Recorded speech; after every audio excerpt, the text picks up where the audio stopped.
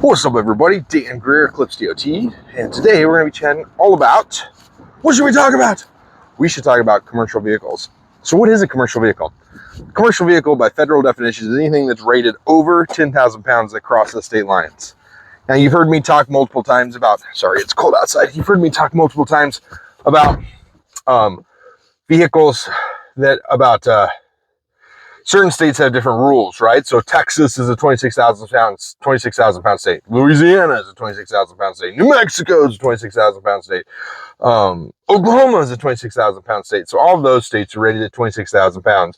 And what that means is that if you're in that state and you're operating an intra-state, meaning you're staying within that state, as long as you don't get to 26,000 pounds, what you're rated at, not what you actually weigh, but what you're rated at, then you're not a commercial vehicle. Yeah, confusing, huh? But if you cross state lines, so if you go from Texas to Oklahoma, even though they're both 26,000 pound states, because now you're crossing state lines, you're in interstate commerce. That means that you have to abide by federal rules, which says that anything that's over 10,000 pounds is a commercial vehicle. Now, that doesn't mean you have to have a CDL to operate that vehicle until it hits 26,000 pounds, what it's rated at, not what it actually weighs. Okay, but here's the thing, is that once you hit that commercial vehicle status, you've got to have DOT numbers. You've got to have the safety equipment on your truck. You've got to have a driver file. You've got to have a med card. There's only a few things that are difference between a CDL driver and a non-CDL commercial driver. One. Actually, what the hell? We'll tell you now. One, you don't have to have a CDL.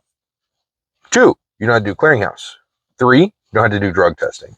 Now, you are subject to post-accident drug testing, so anytime you operate a commercial vehicle, you are subject to post-accident drug testing. But you do not have to do pre-employment drug tests, you do not have to run a clearinghouse query, and you don't have to have a CDL. Other than that, every other rule is identically the same. Nothing changes between CDL and commercial drivers. I mean, there's a few things in like the driver app, like you only have to have 3 years of history, work history, instead of 10, blah, blah, blah, blah, blah, okay? My point is that there's most people don't realize they're a commercial vehicle. Anytime you're doing anything for commerce, anytime you're doing anything trying to make money in it, and you're rated over 10,000 pounds, so you got a 1-ton pickup or you're pulling any kind of trailer behind you, you are a commercial vehicle, right?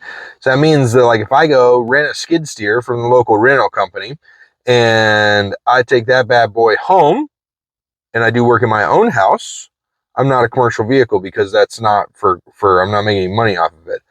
But if I take that over to my buddy's house and he pays me $1,000 to dig a septic system for him, now I'm a commercial vehicle when I haul that. I don't know how you're digging a septic system with a skid steer, but you know what I mean. Like, Manny, whatever. I go rent that little piece of equipment and I haul it out there and do the work.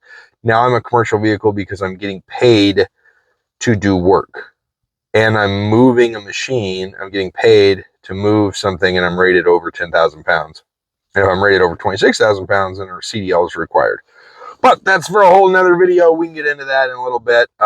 Hopefully you guys get a little bit out of like what a commercial vehicle is, and it all depends on what state you're in, because like Illinois and Utah are 10,000 pound states. There's a whole bunch of 10,000 pound states like Arkansas, Ohio.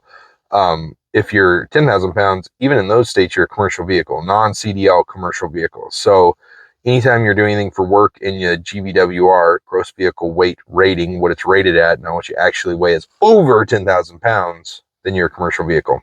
All right. I'll chat with you guys later.